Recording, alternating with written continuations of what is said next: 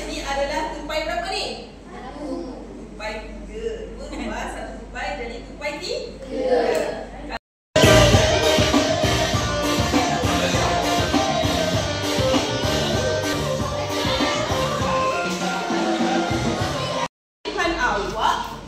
Yang orang tak tahu.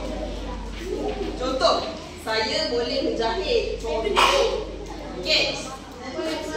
Saya boleh memasak dengan buat kek. Contoh ni, saya pandai makeup.